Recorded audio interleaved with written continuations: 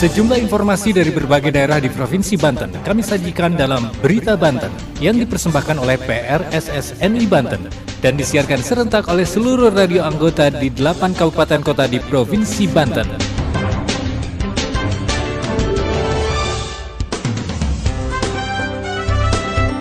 Anda kembali bersama kami di Berita Banten PRSSNI Banten edisi hari ini, Jumat 24 Februari 2023. Sejumlah informasi dari berbagai wilayah di Provinsi Banten kami hadirkan kembali untuk Anda yang disiarkan serentak oleh seluruh radio anggota di 8 kabupaten kota di Provinsi Banten.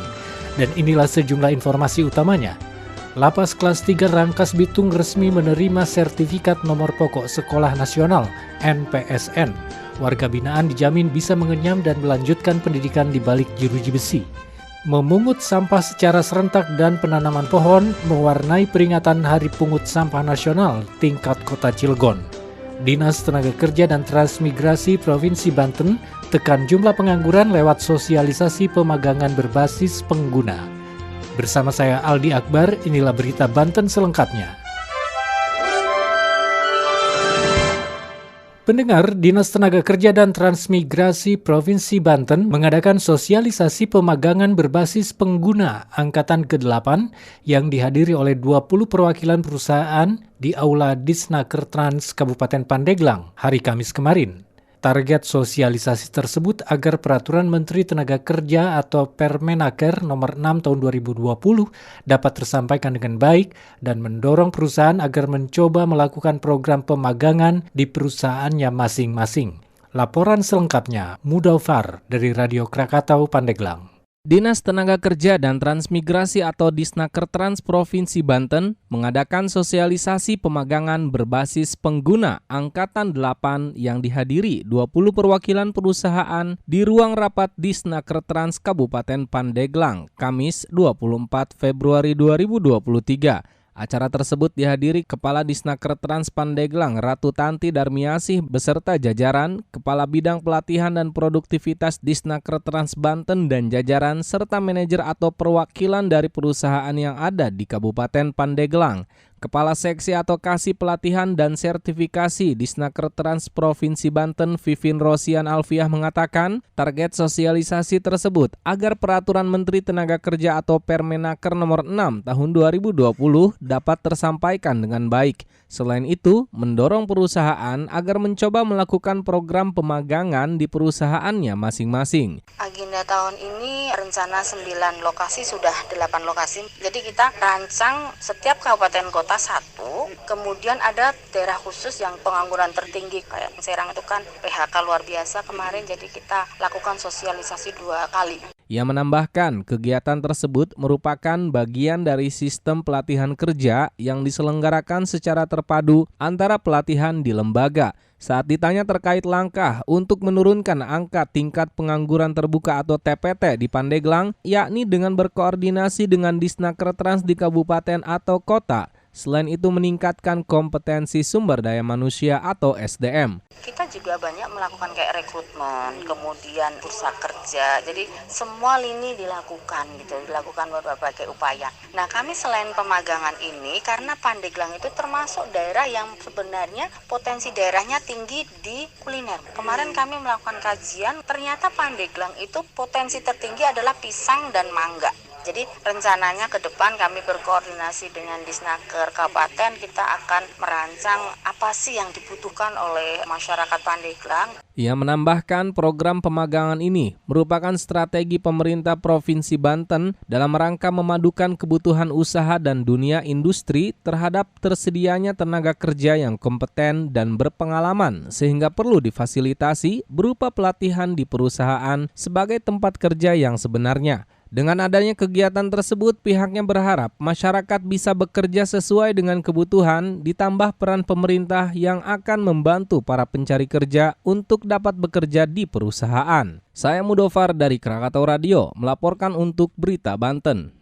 Pendengar, gerakan memungut sampah secara serentak dan penanaman pohon mewarnai peringatan Hari Pungut Sampah Nasional atau HPSN tingkat Kota Cilegon tahun 2023. Peringatan HPSN tersebut dipusatkan di Situ Rawa Arum, Kecamatan Grogol, Kota Cilegon, dan dihadiri oleh Wali Kota Cilegon, pejabat eselon 2 di lingkungan Pemkot Cilegon, perwakilan DPRD, dan sejumlah pejabat lainnya, baik dari instansi pemerintah maupun swasta. Berikut laporan Adnan Ibram dari Radio Pas FM Cilegon. Gerakan memungut sampah serentak dan penanaman pohon mewarnai peringatan Hari Pungut Sampah Nasional atau HPSN tingkat Kota Cilegon tahun 2023. Peringatan dipusatkan di Situ Rawa Arum, Kecamatan Grogol, Kota Cilegon pada Selasa 21 Februari 2023. Wali Kota Cilegon Heldi Agustian mengatakan, dalam hal mengatasi persoalan sampah Kota Cilegon sudah diakui secara nasional bahkan internasional dengan adanya pabrik pengolahan sampah menjadi co-firing batubara di TPSA Bagendung. Ya, kotanya lebih bersih. Kalau numpuk-numpuk terus nggak terangkut, kan masalah. Jadi bau sampahnya di situ. Kalau sekarang keuntungannya kan mobil langsung dibawa cepat. Di sana kan langsung diolah, ya kan? Jadi cuan kan. Peringatan Hari Pungut Sampah Nasional tingkat Kota Cilegon tahun ini dipusatkan di Situ Rawa Arum, yang saat ini sedang ditata untuk menjadi salah satu destinasi wisata di Kota Cilegon. Bahwa Situ Rawa Arum secara konsep pemerintahan, kita kan yang pertama kita akan beri jalur pintu masuk, terus kemudian kita mau apa nanti jauh lebih baik untuk wisata yang ada di Kota Cilegon. Sementara itu, Pelaksana Tugas Kepala DLH Kota Cilegon Aji Setia Adiputra menegaskan, Pemkot Cilegon melalui Dinas Lingkungan Hidup juga proaktif dalam menerima dan menindaklanjuti setiap laporan serta keluhan dari masyarakat terkait dengan persoalan sampah demi terciptanya lingkungan yang bersih dan sehat di Kota Cilegon. Mengusung tema tuntas dalam pengelolaan sampah untuk masyarakat sejahtera, peringatan HPSN dihadiri juga oleh Direktur Polairut Andre Gamaputra, anggota DPRD Kota Cilegon Fatur Rohmi, para pejabat eselon 2 di lingkungan Pemkot Cilegon, unsur Forkopimda, Camat Sekota Cilegon, dan perwakilan perusahaan swasta di Kota Cilegon. Pada momen ini juga diserahkan bantuan fasilitas penunjang kebersihan untuk masyarakat sekitar. Saya Adnan Ibram, Pas FM Cilegon melaporkan untuk Berita Banten. Berita Banten. Anda masih bersama kami di Berita Banten PR SSNI Banten. Pendengar, Lapas Kelas 3 Rangkas Bitung secara resmi menerima sertifikat nomor pokok Sekolah Nasional NPSN Pusat Kegiatan Belajar Masyarakat atau PKBM Bina Lapas K Center. Dengan demikian, seluruh warga binaan di lapas tersebut memiliki hak kesetaraan untuk memperoleh pendidikan walaupun berada di balik jeruji besi. Berikut laporan Puja Pamungkas dari Gens Radio Lebak.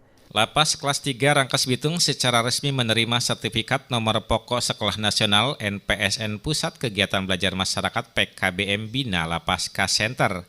Kalapas Rangkas Bitung Suryanta Leonardo Situmorang mengatakan, pihaknya melalui Kasubsi Pembinaan telah menerima secara simbolis sertifikat NPSN yang diberikan oleh Kepala Bidang Pendidikan Anak Usia Dini dan Pendidikan Non-Formal Dinas Pendidikan Kabupaten Lebak, Yunira Rahmawati, yang didampingi Kepala Seksi Kelembagaan beserta jajaran di Dinas Pendidikan Kabupaten Lebak.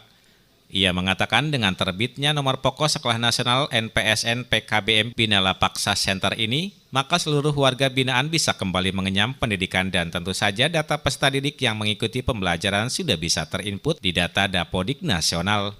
Sementara itu Kasubsi Pembinaan Eka Yogaswara menambahkan, Lapas Rangkas Bitung akan terus berupaya mewujudkan kesetaraan hak pendidikan yang sudah selayaknya diwujudkan, termasuk bagi mereka yang berada di balik jeruji dan tembok penjara. Ia mengatakan mereka yang putus sekolah atau bahkan yang belum pernah sekolah minimal wajib belajar 12 tahun bisa melanjutkan di PKBM Lapas, medianya sudah ada dan tentu saja seluruhnya gratis. Demikian Puja Pamungkas Gen Radio Lebak melaporkan untuk Berita Banten. Demikian sejumlah informasi yang telah kami sajikan untuk Berita Banten kali ini. Saya Aldi Akbar, sampai jumpa. Terima kasih Anda telah mendengarkan Berita Banten yang dipersembahkan oleh PRSSNI Banten.